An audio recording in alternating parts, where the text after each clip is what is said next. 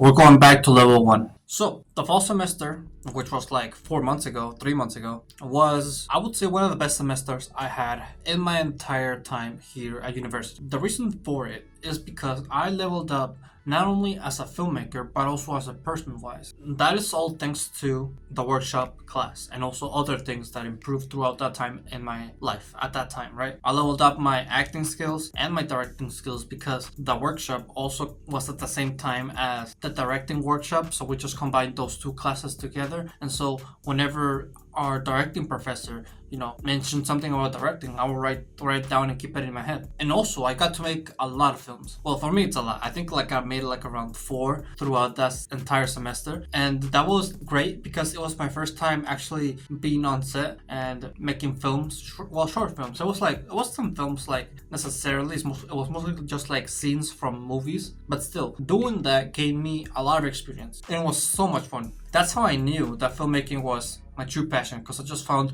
the whole process and everything I did on that semester really fun. And I also like the fact that I was able to take what I learned and tell you about it through YouTube. So not only did I improve as a filmmaker, but also as a YouTuber, because everything that I learned, I shared through YouTube. I became more of a much more smarter with my YouTube choices, because if you look back at my old channel, I took much more of the professional approach because I thought that I saw other filmmaking YouTubers take the same approach where they go the more professional route. I don't have to do that. Why should I do that? I'm a guy who barely is starting in the filmmaking industry, and why should I pretend that I know what I'm doing? I don't know what I'm doing yet. I'm still just a beginner. I should just record my journey through it and what I've been learning, right? And then tell you what I've been learning. And so improved as a YouTuber, improved as a filmmaker, and then improved as a person, because in this workshop class we did a lot of things that were not comfortable, like getting on stage and performing. This is something that I've never done ever. Sure,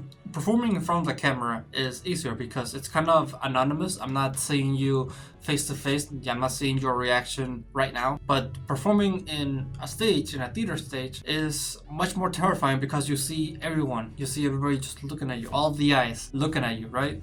And so I did that. And I grew from it. I became much more confident. I felt much more comfortable being on a stage. But not only that, every time that, I know we're jumping from topic to topic, but hear me out. Just hear me out. This is why I believe workshops and also being on set is one of the best things a filmmaking beginner can do, because a workshop gives you feedback immediately, right?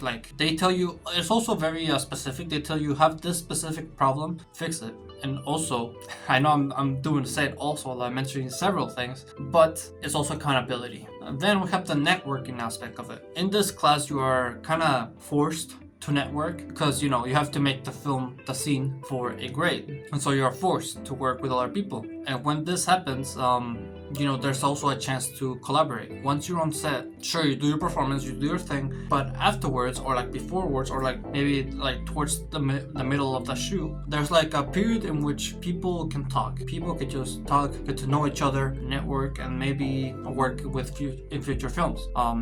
Exchange phone numbers, ask for advice. That's what I did. It's not posted on my channel. Maybe I'll post it. I'll think about it. But it's at that scene where I'm a cop and I don't say anything. I just look at the cop, at the other cops. There was a crime scene, and I just look at them with my fingers in my nose, smelling my finger, pretending that I'm thinking. And in this shoot, I think it was a good opportunity for me to network, because in there I talked to the director, the other actors, and asked them for advice, how do I network, should I go to events, how do I act, how do I do this and that. And they were all really helpful. They were all really nice. I got the chance to work with them again later on during the fall semester. But let's talk about the fall, right? This is just the rise. Now let's talk about the fall, because this leads to right now. So the fall semester ends. It was super fun, but it had to end.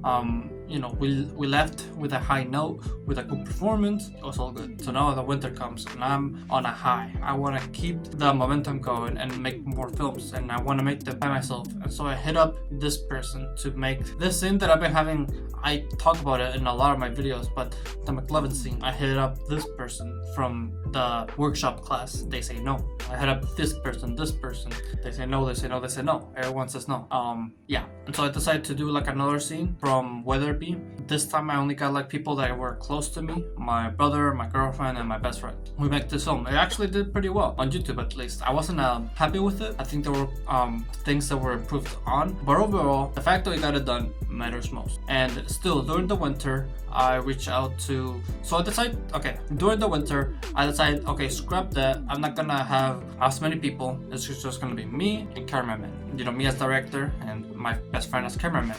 And so I reached out to actors instead. Before I reached out to like camera people, also directors, people who had like a wide network. I reached out to them, but yeah, I got rejected. And so I decided just to work with that, and that worked. This leads to the Whiplash scene. This all in the winter, by the way, still in the winter. And this leads to the Whiplash scene. And that result of not focusing too much on the technical aspects of things, of having people who know technical aspects and things that I don't know about. I specialize in directing and acting. And so since I decided to narrow down my field of people, and that also narrows down my field of knowledge and quality, right? And so this led to the Whiplash scene being performed really good. Like, I think the performance on that one is really good, but I don't think the audio was as good, and also the shots could have been a lot better.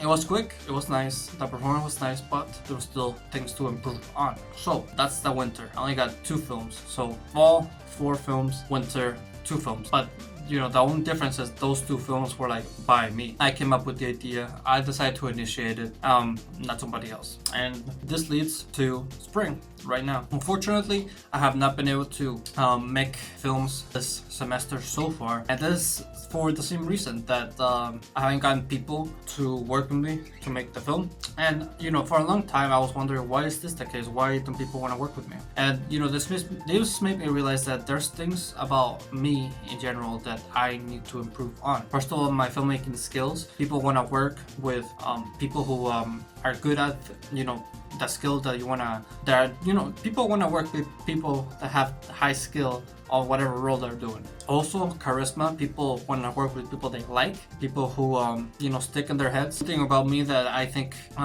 applies to a lot of cases is people see me as the guy that's nice, not the fun guy, if that makes sense. People who that's just someone who's just there, who doesn't do much, that gets this thing done but doesn't really stand out. I feel like I've been me for the longest time, and I really need to change that aspect about myself. I would say that I am like a quiet person for the most part, at least. So level up my level of charisma, and also get out there. Get out of my comfort zone. Something that I should have done, and I kind of regret doing, is pretty much I haven't gone to a lot of film events because of the shame that I felt last semester, because I made a lot of promises that I couldn't keep last semester. For example, I promised one of my professors that I was going to apply to one of his classes, and I didn't because I was just not in a good mental state. The whole reason why I'm here is because of poor mental state, honestly. But yeah, I did that. Then one of my classmates last semester asked me if I was going to be in the same workshop again during the spring. I said yeah. I said no. Well, no, I said yeah, but I didn't apply because I was in a bad mental state. And by the time that I was gonna wanted to apply, it was already too late. I couldn't apply for it. It was already too full. I also failed one of my classes last semester. If anything you should take from all this is, fix your mental health. Your mental health is like one of the most important things about everything. If you don't have good mental health, you won't succeed. But now that I'm in this scenario, what is the next step? What should I then, the best thing moving forward? I would say is to treat myself like I'm in square one. How would I level up again? And I would do that by taking any type of job. Throughout the semester as well, there's been a lot of opportunities to be extras, and my ego didn't allow me to do that. I was like, I'm too good to be an extra. I'm not being an extra. I'm too good for that. And now I'm like, shit, I should have been an extra before, because that would have allowed me, given me an opportunity to network and meet people and see if they'll be available to work for my thing. Because that's how filmmaking works. at least now, and my professor said it as well. You help others with their thing, they'll help you with your thing. For the longest time, yeah, I agree with that, but like, you know, I help others, but they don't help me, so... Okay, maybe I am a little bit salty about it still. This is like the only platform I got to rant about this, but yeah, I guess treat myself like as if I'm level 1, and also level up my networking skills and charisma skills. You know, this has just been like a place for me to rant, honestly. But if you relate to anything that I've just said, I guess you could do the same things that I'm gonna be doing and also improve your charisma and your networking skills, and also be an extra. So, you know, start, if you were like me, start with level 1. I recommend, in order for you to level up your charisma, read How to Win Friends and Influence People. I read this book like a long time ago, but I didn't take action on it, so I recommend you do the same thing as well. Then also, I recommend you go to more film events. If you're at university, you can find film events easily. They probably host film events as well. Yeah, and then if you can't find film events around university, you probably could find film events around your area. I remember there was a couple of websites that I used to use in order to find film events, but I recommend you do those. Those you might be uncomfortable in because you might go in by yourself, but yeah, you have to be out of your comfort zone in order to grow. Also read Never Eat Alone. That's a networking book, and take action on it. When it comes to level up your filmmaking skills, you know, sure, you could learn, but I recommend mostly workshop, as I said before. That's like more specific and best way to move forward when it comes to level up your skills. Knowledge is everywhere, but practical things like that is not easy to find. So with that, thank you for watching this video. If you liked it, make sure to leave a like, subscribe if you're new to my channel, and always remember to live your life like there's no tomorrow.